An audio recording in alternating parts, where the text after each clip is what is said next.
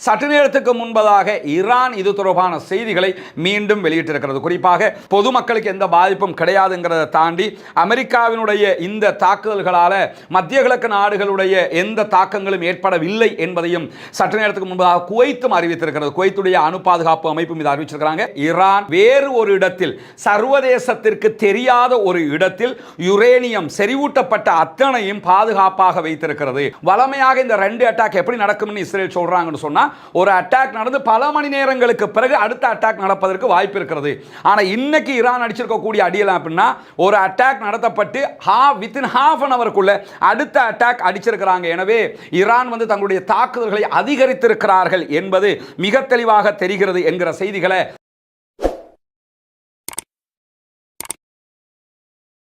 அன்பிற்கினிய சகோதர சகோதரிகளே, நம் அனைவர் மீதும் ஏக இறைவனுடைய அமைதியும் கருணையும் உண்டாகட்டுமாக என்கிற உயரிய பிரார்த்தனைகளோடு, நமக்கெல்லாம் தெரியும் இஸ்ரேல் ஈரான் மேலே அட்டாக் பண்ண ஆரம்பித்து இஸ்ரேல் மேலே ஈரான் அதற்கு பதிலடி தாக்குதல்களை சரமாரியாக 9 நாட்களாக கொடுத்து கொண்டு வரக்கூடிய நேரத்தில் தோல்வியின் உச்சத்தில் இருந்த இஸ்ரேல் தற்போது தனக்கு துணையாக அமெரிக்காவை அழைத்து கொண்டே இருந்த நிலையில் இன்றைக்கு அதிகாலை நேரத்தில் அமெரிக்காவினுடைய விமானங்கள் ஈரானுடைய 3 நியூக்ளியர் ஃபெசிலிட்டிஸ் மேலே அட்டாக் பண்ணியிருக்கிறாங்க. குறிப்பாக போர்ட்டோ அணு ஆயுத நிலையத்தின் மீது தாக்குதல் நடத்தப்பட்டிருக்கிறது. உலகத்திலேயே நம்பர் 1 விமானம், நம்பர் 1 குண்டு. இதுக்கு மேலே உலகத்தில் இந்த பூமிக்கு அடியில் போய் தாக்குதல் நடத்தக்கூடிய எந்த குண்டுகளும் இல்லைங்கிற அளவுக்கு இருக்கக்கூடிய B-52 வகையான குண்டுகள் கொண்டு வந்து இன்றைக்கு அமெரிக்கா ஈரானுடைய இஸ்ஃபஹான், அதே போன்று போர்ட்டோ போன்ற 3 இடங்கள் மேல தாக்குதல்களை நடத்தி இருக்கிறார்கள்.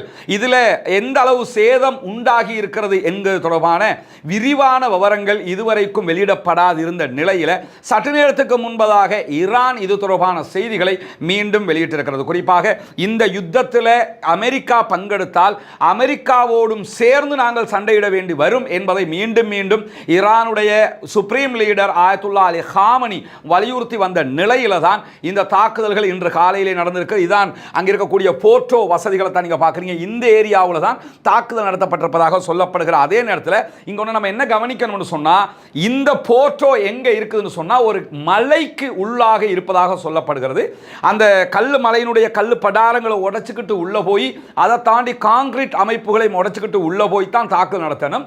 குறிப்பாக உலகத்தில் இருக்கக்கூடிய B-52 வகையான இந்த ஆயுதங்களை கொண்டு எவ்வளவு தூரம் தாக்கலாம் என்று சொன்னா 60 மீட்டர் ஆழம் வரைக்கும் தான் தாக்க முடியும் என்று சொல்லப்படுகிறது. ஆனா இந்த போர்ட்டோ நியூக்ளியர் சைட்டுங்கிறது 80 மீட்டர் ஆழத்தில் அமைய பெற்றிருப்பதாக ஈரான் சொல்லிக் கொண்டிருந்த நிலையில் இன்றைக்கு ஆச்சரியமான செய்திகளை தாக்குதலுக்கு பிறகு ஈரான் அறிவித்திருக்கிறது. குறிப்பாக ஈரானுடைய அணுசக்தி அமைப்பு என்ன சொல்றாங்கன்னா, அணுசக்தி நிலையங்கள் தொடர்ந்து தாக்கப்படுகின்றன, ஆனால் அணுசக்தியை, அணுவை செறிவூட்டுகிற, யுரேனியத்தை செறிவூட்டுகிற செயல்பாடுகள் தொடர்ந்து நடைபெறும் என்று அறிவித்திருக்கிறார்கள். ஏன்னா ஈரானுங்கிறது ஒரு பரந்துபட்ட நாடு, மலைகளையும் குன்றுகளையும் கொண்ட நாடு. அதே நேரத்தில் அவர்கள் ஒவ்வொரு நகரத்துக்கு கீழையும் ஏவுகணை நகரங்களை அமைத்திருப்பதாக சொல்லப்படுகிற அதே நேரத்தில் அணு நிலையங்களை இதெல்லாம் நடக்கும் என்று எப்பயோ முடிவெடுத்து தான் அவங்க அதெல்லாம் செஞ்சுக்கிட்டு இருக்கிறாங்க. பாரசீகம்ங்கிறது கடந்த பல ஆண்டுகளாகவும் இதே மாதிரியான டெக்னிக்கலை தான் அவங்க பயன்படுத்தியிருக்கிறாங்கிறத வரலாற்றில் நம்ம பார்க்க முடிகிறது. அதே நேரம் இப்படி ஈரானுக்கு மேலே அமெரிக்கா இன்னைக்கு அடிக்கும்னு அவங்க நினைச்சிருக்க மாட்டாங்க. 20 வருஷத்துக்கு முன்னுக்கு அடிச்சிருக்க வேண்டியது இன்னைக்கு லேட்டாகி அடிச்சிருக்கிறாங்க தான் புரிவாங்க. அதனால அவர்களுடைய அனைத்து தயாரிப்புகளும் இதை எதிர்கொள்வதற்கு ஏற்ற விதமாகத்தான் அமைந்திருக்கும் என்கிறத நம்ம புரிஞ்சுக்கிறோம். அதே நேரத்தில் கதிர்வீச்சு அச்சங்கள் குறித்து ஈரான் இன்றைக்கு மீண்டும் பொதுமக்களுக்கு ஒரு அறிவிப்பை விடுத்திருக்கிறாங்க.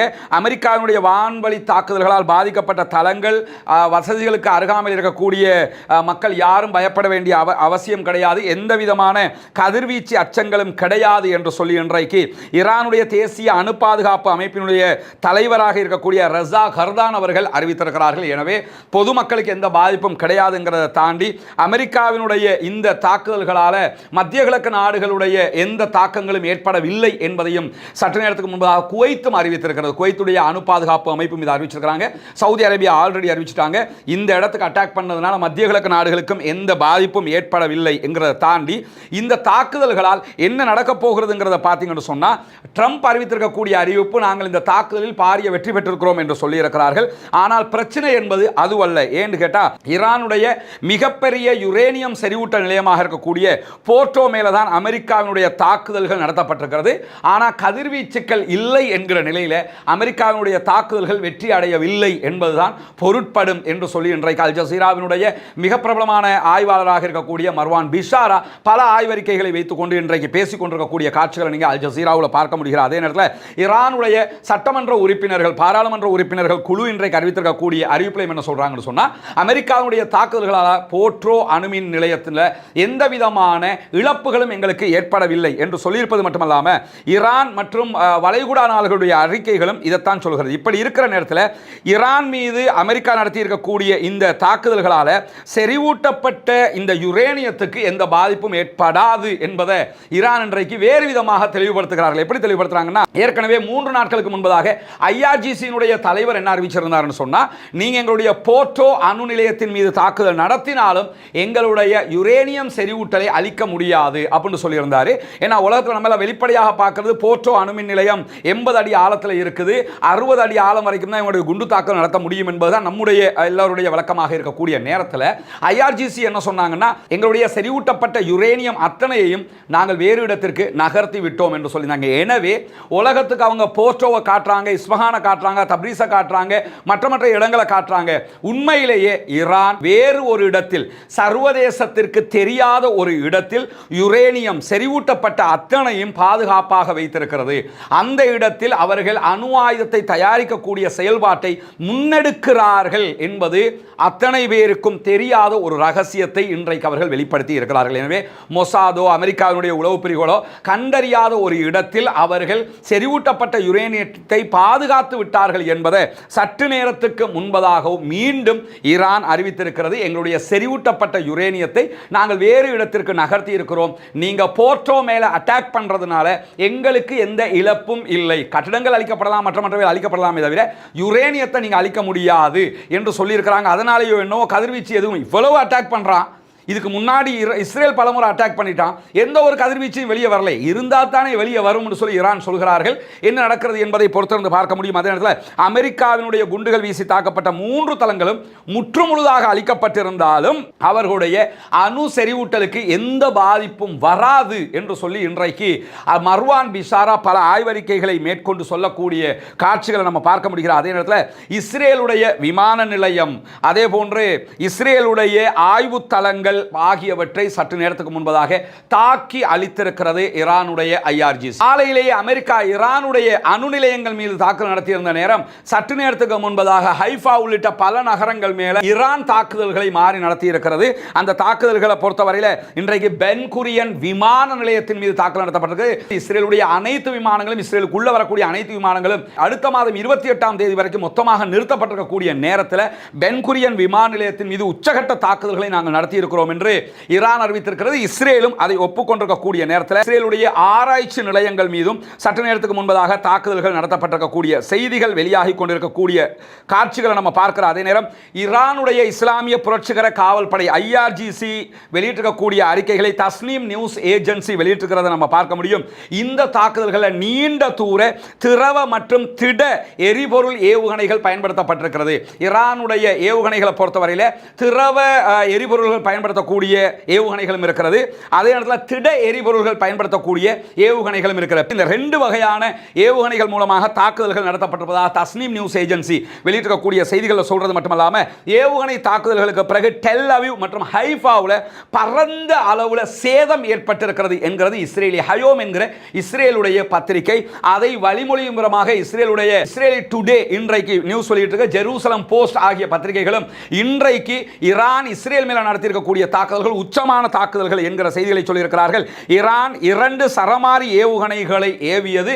இந்த ஒவ்வொன்றிலுமிருந்து 26 ஏவுகணைகள் பிரிந்து சென்று தாக்குதல்களை நடத்தியது என்று சொல்லியிருக்கிறார்கள். நம்ம நேற்றை இதை விளங்கப்படுத்தியிருந்தோம். என்னன்னு சொன்னா, ஈரான் அடிக்கக்கூடிய புதிய வகையான சிஜில் வகையான ஏவுகணைகள் எப்படி இருக்குன்னு சொன்னா, அவர்கள் இஸ்ரேலுடைய அயன் டோமை தாண்டி உள்ள வந்துரும்.